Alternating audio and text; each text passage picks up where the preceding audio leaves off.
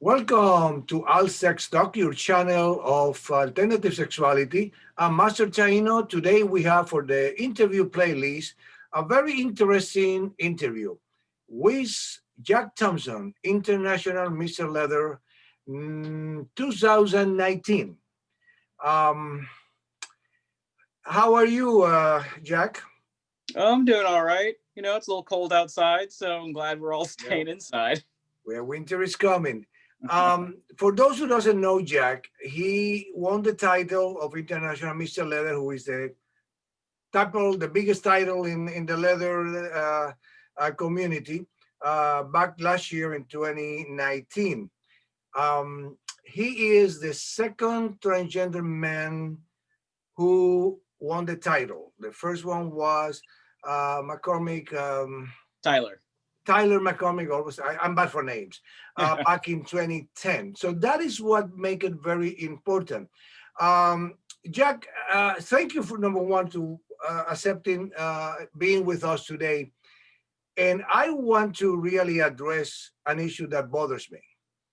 I remember several months ago when you were in your title year, a posting that you did in Facebook where Hmm. obviously you were, I don't know, a mix of angry, upset, sad, because you were introduced at a certain event as International Mr. Leather, and then practically you were ignored.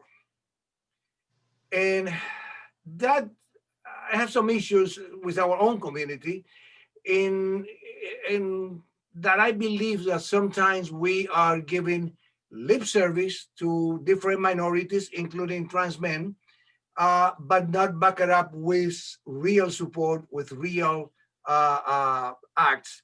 And I think that's what you suffer. And that was my comment when you did that. Tell me about what happened and how you felt. Well, what had happened was I was at an event. If I'm recalling correctly, I think the one that we're talking about is the event I was in Florida. And it was my first night in town. The event had barely even begun for the weekend, and I was with some of the other guys who were in my IML class who were also judging, and the current one who was stepping down.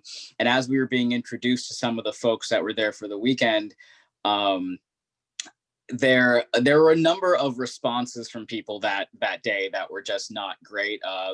Somebody said, oh, I assumed that someone with your title would be taller. There was a couple of just like flat out like, huh, and then like just paying attention to my friends who were very obviously cis. It was a beach like resort, so we all had our shirts off. There were lots of pool time, and so my scars are very visible. And it was very clear to me from certain people what was, making them kind of ignore me and pay more attention to my cis counterparts. And th- I have to, after paying attention to that and going through the rest of my title year, that it didn't happen nearly as often to me as I know it has happened to many of my other trans friends in the community and title holders, and especially some of the trans women in the community.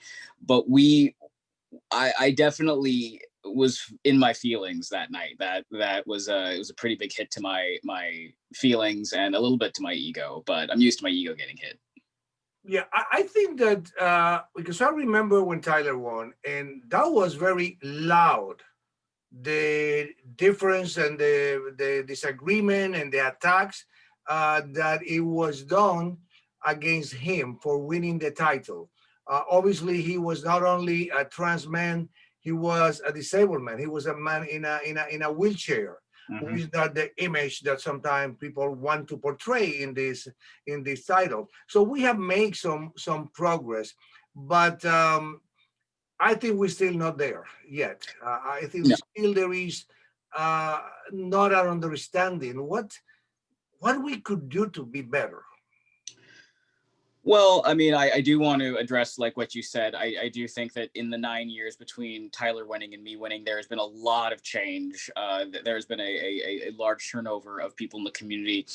I mean, just based on how people kind of a few people online attacked me the night after I won online. The large bulk of the community came to my defense and were very clear with the world community, saying, like, if you have ideas that this man doesn't deserve to win this title, we don't want you here. And that was very, very touching and unexpected. So we have come a long way, because I know Tyler did not get that kind of respect and help during his year, at least not to the degree. But I honestly do think that for better or for worse, the leather community specifically it's centered around sex. Like, sex is our center. And whether that makes us closer as a community because we can be so open with each other, or just the fact that we like to have kinky sex, that is what we are at our core sort of about. And when that's our core, a lot of people are going to ignore the things that they don't find sexy or the things that they find threatening. And trans men are both fetishized and ignored at the same time, along with a lot of other minorities, a lot of POC folks, which I also fall in that category. A lot of men that don't particularly look like a Tom of Finland drawing get ignored as well. And it's sad. And I think that people, especially the cis men in the community, kind of need to get over it in a way. Like, you can be all about your sex, you can be all about that next target all you want, but it doesn't mean that we don't exist and we don't deserve to be respected just as much as anybody else does. Like, you don't have to want to have sex with us if you don't want to. Like, there are plenty of people I don't want to have sex with, but it's not directly, because of what they happen to have between their legs. That it tends to just be about the personality. And Yeah, go ahead. If we can get over just seeing people as a sex object and seeing them as a whole person, I think we can get past this issue. I'm glad you brought that, because, I am extremely involved as the producer of the Master Slave Conference in the Master Slave community, who is part of the leather.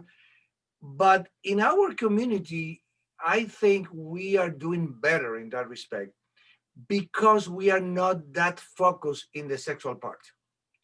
And there are many of us with relationships, even with people of our same sexual orientation, including myself with my slave, that sex is not part of it. And Right. you see people having relationships completely that where sex is not. It's service and obedience and responsibility what could create our relationship. But at the same time, because I have a lot of experience with trans men and have a lot of friends, I know that there is a lot of discrimination. I remember I'm glad that I was able to understand and relate to a trans man in a very unique way, because I was many years ago, roughly 14 years ago, in an event with this boy that I like, and we begin to make it out in an event, etc. And then, to make the story very short, I figure out while we were together that he was a female to male transgender. And inside me, I realized that, and I say, so what? He's cute. I'm seeing a boy. I'm having fun. And that was it. But then when I forced the issue and and he told me, I need to tell you something, and he came out, and I said, oh, I know, what's no big deal. And I saw his relief of, oh my God. And he was only 21. And he told me, I'm tired of being discriminated. At 21, how many years of experience? It's like, you don't have any idea. And you're already tired. And I remember another trans boy that I had in the house for an interview years ago. He relayed publicly how he met this dumb daddy in a bar. And the daddy saw very interested. And then when he came out, the daddy decided to go to the restroom. He's still waiting.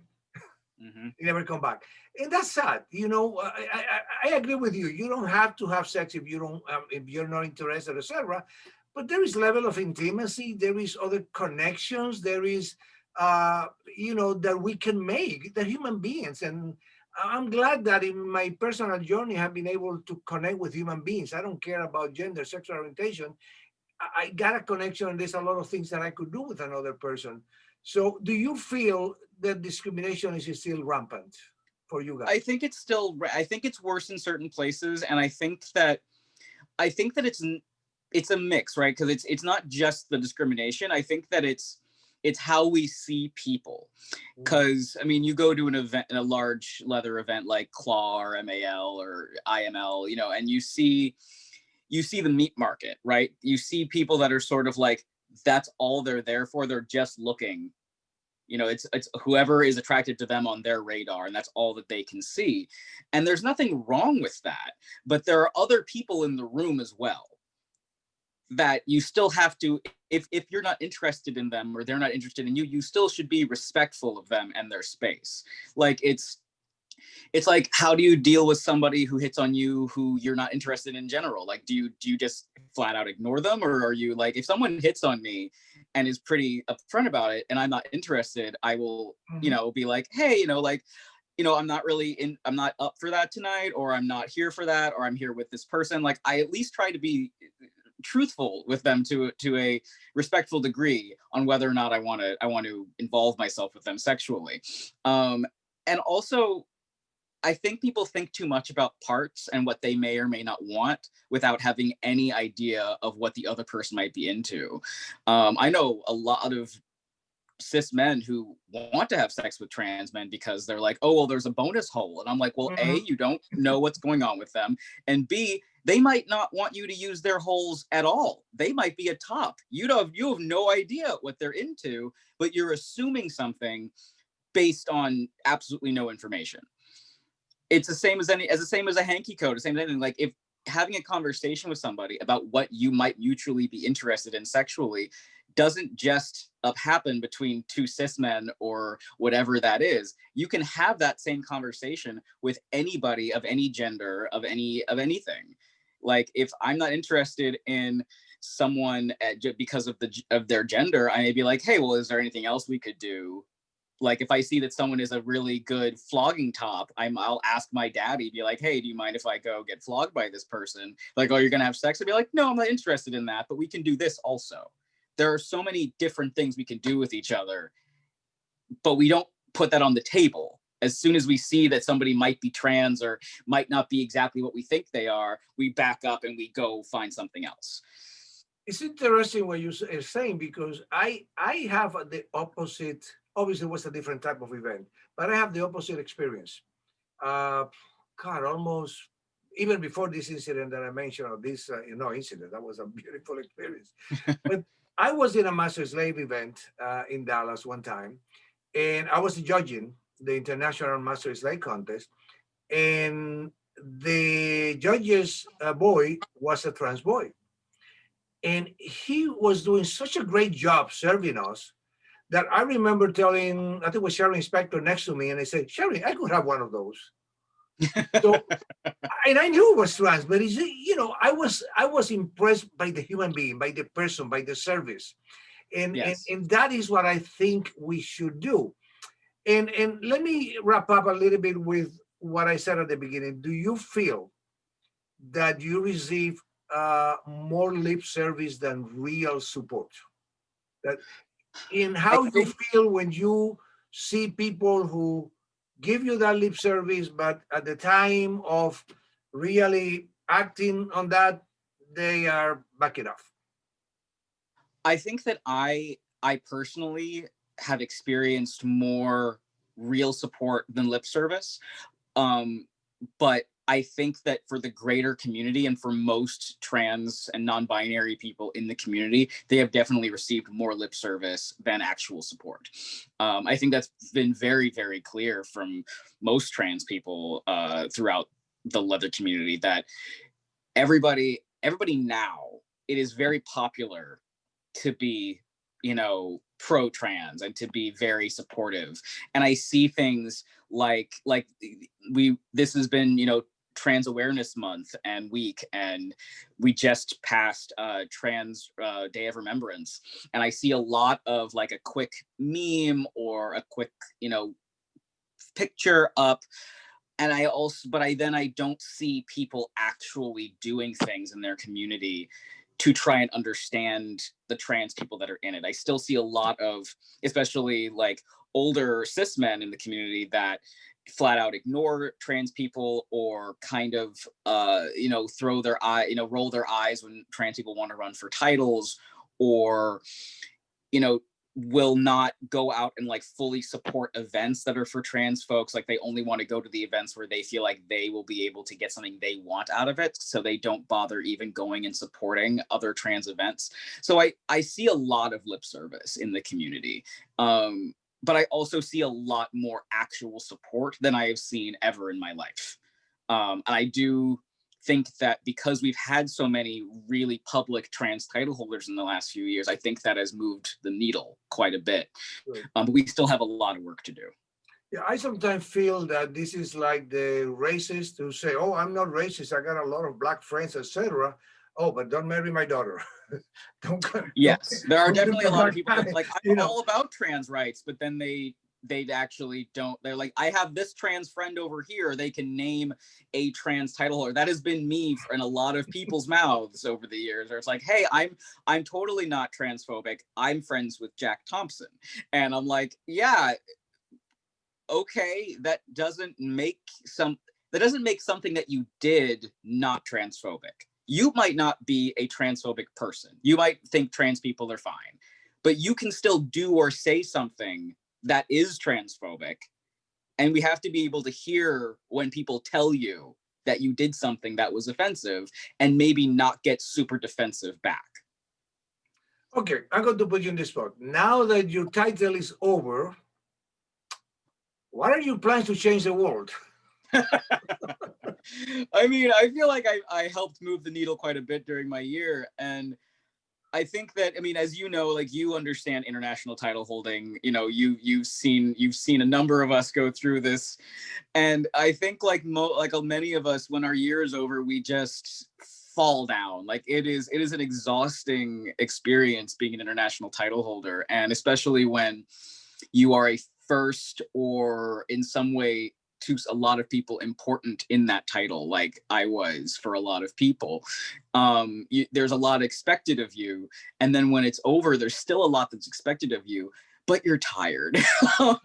So right now I'm changing the world by being very vocal about the fact that I'm home. I see a lot of people in our community. I've lost over a dozen people in the last 8 months. Wow. Most from COVID, some from other things, but a lot from COVID. And I see a lot of people that took it very seriously up front, and then they got bored. And this virus doesn't care if you're bored. Yep. We And need to do the right thing. And I don't want to lose more very important, vital people in our community because they think, oh, I'm young, it doesn't matter if I get it, or I just want to go to a bar again. Like, we all would like to go back to some level of normalcy, but I'm home. I'm not going to any events. I'm not going to any bars. I'm not doing that because I want to be safe. I want to keep my husband safe. I want to keep my friends and family safe.